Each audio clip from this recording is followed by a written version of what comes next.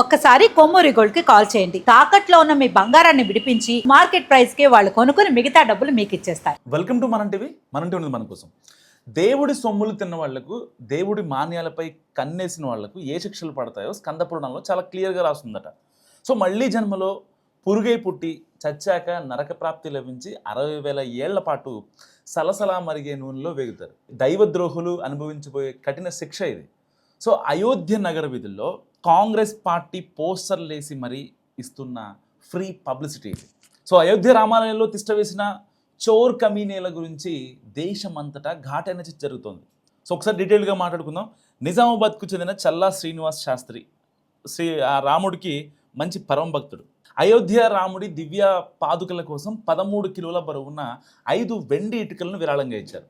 ఇవ్వడమే కాదు, ఇచ్చే ముందు వాటిని తలపై పెట్టుకొని 41 రోజుల పాటు రోజుకు 41 సార్లు అయోధ్య రామ మందిరం చుట్టూ దాదాపుగా 38 కిలోమీటర్లు ప్రదక్షిణలు చేశారు. సో అప్పట్లో ఆయన కలియుగ భరతుడన్న పేరు పెట్టి నేషనల్ మీడియాలో చాలా కథనాలు వచ్చాయి. శ్రీనివాస్ శాస్త్రి లాంటి భక్తగ్రేసరులు ప్రపంచవ్యాప్తంగా లక్షల్లో కోట్లలో ఉంటారు.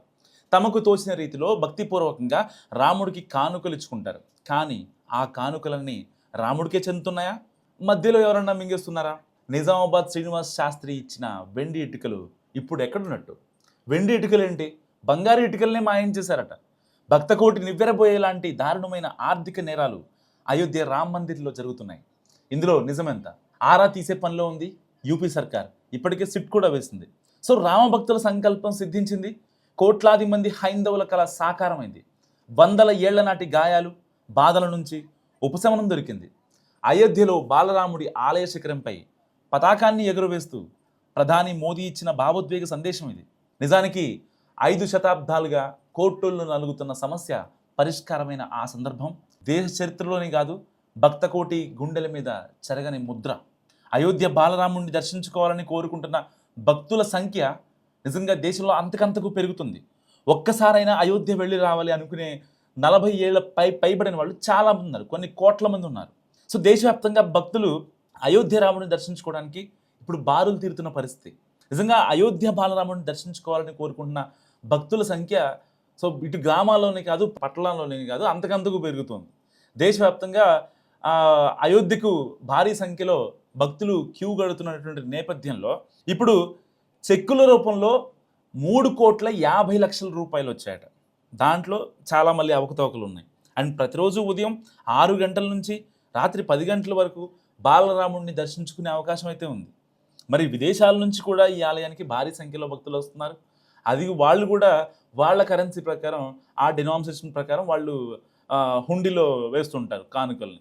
మరి ఆ హుండీ ఆదాయం లెక్కింపు సీసీటీవీ కెమెరాల పర్యవేక్షణలో జరుగుతున్న ఇన్ని కోట్ల రూపాయల్లో ఎలా తేడా వస్తుంది?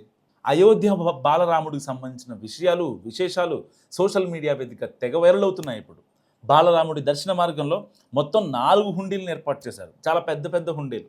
ఉదయం నుంచి రాత్రి వరకు ఎలాంటి విరామం లేకుండా భక్తులు బాలరాముడిని దర్శించుకునే అవకాశం అయితే ఉంది. ఇటు 2 తెలుగు రాష్ట్రాల నుంచి కూడా అయోధ్య రాముడిని దర్శించుకోవాలని భావిస్తున్న భక్తుల సంఖ్య అంతకంతకు పెరుగుతుంది. మరి ఇలాంటి నేపథ్యంలో బాలరాముడికి చెందుతున్నటువంటి హుండీ ద్వారా కానుకలు ఏవైతే ఉన్నాయో అవి పక్కదారి పడుతున్నాయనేది చాలా క్రిస్టల్ క్లియర్గా కనబడుతున్నటువంటి వాస్తవం. ఇంతమంది ఇన్ని కోట్ల రూపాయలు ఇస్తే అక్కడ ఎవరైతే హుండీ లెక్కింపుదారులు ఉంటారో వాళ్ళకి కేవలం 18,000 నుంచి 25,000 రూపాయల వరకు శాలరీ ఉంటుంది. సో మొత్తం చుట్టూ సీసీ కెమెరాలు ఉంటాయి, 24/7 సర్వేలెన్స్. మరి ఇలాంటి నేపథ్యంలో అసలు ఆ డబ్బులని ఎలా కాజేశారు, ఈవెన్ ఆ ఇటుకలను కూడా ఎలా మాయం చేశారనేది ఇప్పుడు దేశవ్యాప్తంగా ఒక కలకలం రేపుతున్నటువంటి అంశం. నిజంగా బాలరాముడి గుడి కట్టిన తర్వాత చాలామంది హ్యాపీగా ఫీల్ అయ్యారు. చాలామంది ఓకే, ఇంకా ఇన్నాళ్ల గొడవలు, ఇన్నాళ్ల విభేదాలు ఇప్పటితో డాట్ అయిపోయాయి, మొత్తం క్లోజ్ అయిపోయి ఎలాంటి ఇబ్బంది లేదనుకున్నారు. మరి ఇప్పుడు ఇంటి దొంగని ఈశ్వరుడైనా పట్టలేను అన్నట్టుగా అక్కడ పనిచేసే వాళ్ళే 18,000 రూపాయల నుంచి 25,000 రూపాయలకి పనిచేసే వాళ్ళే వాళ్ళ అకౌంట్లో కావచ్చు, వాళ్ళు కొన్ని కోట్ల రూపాయల భూముల్ని కొన్నారట. మరి వాళ్ళకి ఆ డబ్బులు ఎలా వచ్చాయి? అసలు అంటే ఈ విషయం ఎలా తెలిసింది? ఇది బయటకు వచ్చిందంటే సో ఎవరన్నా అంటే పర్టికులర్గా దాని మీద నిఘా పెట్టి ఉండాలి, లేదంటే కనుక టాలీ అవ్వకపోయి ఉండాలి. సో ఇదంతా కాదు, ఎవరు బయటపెట్టలేదు, ఎవరు ఏం చేయలేదు. సరిగ్గా తెలుగు రాష్ట్రాలకు సంబంధించినటువంటి శ్రీనివాస్ శాస్త్రి అనే వ్యక్తి వెండి ఇటుకలను ఆ బాలరాముడికి కానుకగా వేశారు. కానీ హుండీ లెక్కింపు సమయంలో అవి ఏమీ కూడా కనిపించలేదు. ఇప్పుడు ఇది చాలా హాట్ టాపిక్గా మారుతుంది దేశవ్యాప్తంగా. ఇప్పటికే యూపీ సర్కార్ అసలు ఎంత తిన్నారు ఏంటనే దానిపై ఒక సిట్ కూడా ఏర్పాటు చేస్తుంది. సో ఇప్పుడు తేలాల్సి ఉంది, ఎవరు ఎంత తిన్నారు, ఎవరెవరికి ముడుపులు అందాయి, ఆ అకౌంటెంట్ మాట్లాడిన మాటలేంటి, సో ఆయనకి ఎవరు ఇన్ఫర్మేషన్ ఇచ్చారు, హుండీ లెక్కింపు జరుగుతున్న చోట వాళ్ళే తిన్నారు, వాళ్ళే తీసేశారు, అసలు ఆయనకి ఎలా అనుమానం వచ్చింది. సో ఇవన్నీ తెలియాలంటే మరికొద్ది రోజులు ఆగాల్సింది. ఇప్పుడు సిట్ ఇన్వెస్టిగేషన్ స్టార్ట్ చేసింది. అండ్ కోట్ల రూపాయల ఏదైతే బాలరాముడి సొమ్ము ఉంటుందో అది మొత్తం పక్కదారి పట్టింది అనేది మాట వాస్తవం. సో అసలు ఎవరు ఎక్స్పెక్ట్ చేయని విధంగా బాలరాముడి హుండీ దోచేస్తున్నారు, అక్రమార్కులు కన్నేశారు అనేది బయటికి రావడమే ఇప్పుడు చాలా హాట్ టాపిక్గా మారింది. మరి మీరేమనుకుంటున్నారు ఈ వీడియో గురించి? మస్తు కామెంట్ చేయండి.